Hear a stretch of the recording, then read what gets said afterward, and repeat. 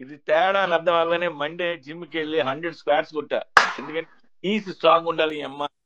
ఇది కూడా తేడా కొట్టేసింది సార్. ఈసారి 200 స్క్వాట్స్ కొట్టాలి తప్పదు. మన ఛానల్‌లో ఫస్ట్ రివ్యూ కదా అని చాలా ఇంట్రెస్ట్‌గా మూవీకి వెళ్ళా. కానీ చాలా డిసప్పాయింట్ చేసింది మూవీ. ఎంత ఇంట్రెస్ట్‌గా అయితే వెళ్ళానో అంత డిసప్పాయింట్ అయిపోయినా. ఫస్ట్ హాఫ్‌లోనే నాకు మూవీ లైన్ అర్థమైపోయింది.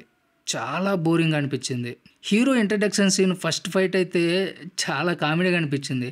ఆ ఫైట్‌లో రౌడీలు జస్ట్ నిలబడితే మన రామ్ కొడుతూ ఉంటాడంతే.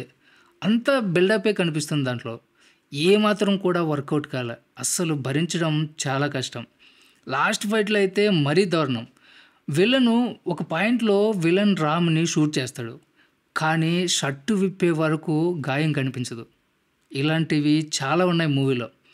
దీనికంటే 'ఇస్మార్ట్ శంకరే' బెటరు. మూవీ ఓకే అనిపించినా కూడా పాటలు చాలా బావుంటాయి. ఆ మూవీ జనాల్ని బాగా ఎంటర్‌టైన్ చేసింది. అసలు జనాలు థియేటర్‌కి వెళ్ళడానికి కారణమే 'ఇస్మార్ట్ శంకర్'. కానీ ఈ మూవీ ఆ స్థాయి పోటీ ఇవ్వలేకపోయింది. నాకు నచ్చిన సీన్ ఒక్కటి కూడా లేదు ఇందులో. 'ఇస్మార్ట్ శంకర్‌లో' ఒక చిప్ అయితే ఇందులో 2 చిప్పులు అంతే. కానీ మూవీ చూశాక నా చిప్పు దుబ్బింది. స్టోరీ అయితే చాలా సింపుల్‌గా ఉంటుంది. విలన్ బిగ్ బుల్‌కి బ్రెయిన్ ట్యూమర్ ఉందని 3 నెలల్లో చనిపోతాడని డాక్టర్స్ చెప్తారు. కానీ తనకి బ్రతకాలన్న ఆశ, కోరిక ఉంటుంది.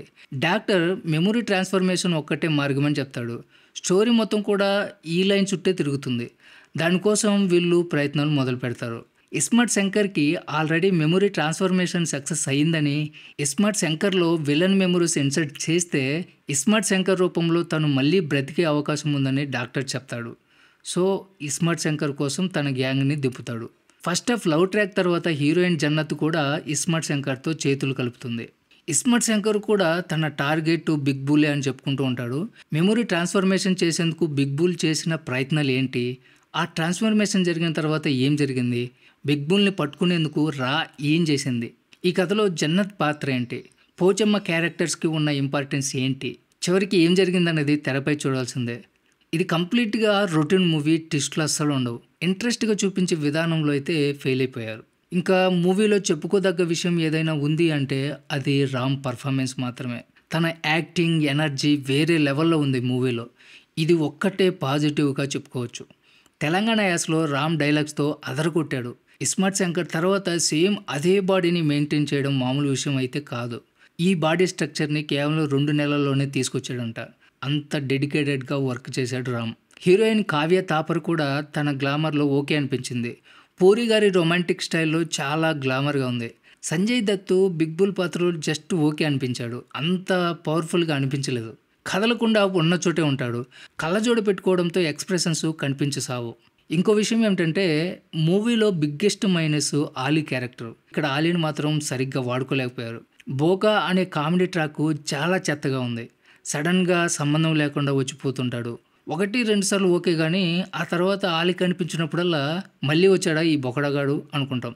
ఆలీ క్యారెక్టర్ స్టోరీని చాలా డిస్టర్బ్ చేసింది. ఇంకా మదర్ సెంటిమెంట్ కూడా పెద్దగా వర్కౌట్ కాలేదు. ప్రగతి గారి క్యారెక్టరు సెకండ్ హాఫ్‌లో ఉంటుంది. ఆమె మాట్లాడుతుంటే ఎందుకింత ఓవర్ యాక్షన్ చేస్తుంది అనిపించింది నాకు. ఇంకా 'రా' ఏజెన్సీ చీఫ్‌గా సాయాజీ షిండే నటించారు. అది కూడా వర్కౌట్ కాలే. ఇతను 'రా' హెడ్ ఏంట్రా అనిపిస్తుంది. ఏజెన్సీ వాళ్ళంతా కూడా అంత పవర్‌ఫుల్‌గా కనిపించరు. మొత్తానికి వీటన్నిటికీ కారణం పూరి జగన్నాథ్ కథ వరస్ట్‌గా రాయడమే. ఏదో హడావిడిగా రాసినట్లు అనిపించింది. 'లైగర్' తర్వాత చాలా కసితో స్టోరీ రాస్తాడేమో అనుకున్నా. కానీ స్క్రిప్ట్‌లో దమ్ము లేకపోవడంతో నాకు నిరాశ కలిగించింది. 'ఇస్మార్ట్ శంకర్' లాగా పాటలైనా బావుంటాయేమో అనుకుంటే అవి కూడా బాగలేవు. టెక్నికల్‌గా బానే ఉంది సెటప్ అంతా కూడా. పూరి, చార్మి డబ్బు బాగానే ఖర్చు పెట్టారు. పెట్టిందంతా తిరిగి వస్తుందా అంటే కష్టమే దొర. మాస్ ఆడియన్స్ మేలుకుంటే గట్టెక్కుతారు. లేకుంటే కష్టం. సో, ఇది 'double smart' movie review. Don't forget subscribe. Thanks for watching.